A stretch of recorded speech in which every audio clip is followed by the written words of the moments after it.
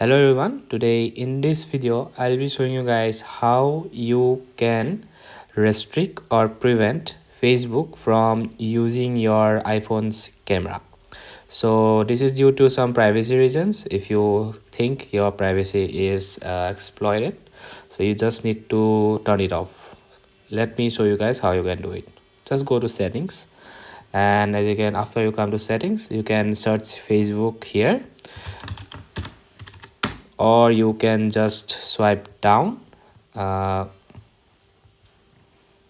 can just swipe down and find Facebook from the app list. As you can see, Facebook. So you can do the either way. After that, you just need to after that you will be redirected to this screen. As you can see it here, the permissions are granted, so we will see the camera app. As you can see, this is enabled, so Facebook can use my camera. What you need to do is just turn it off. Yeah, that's how you prevent Facebook from using your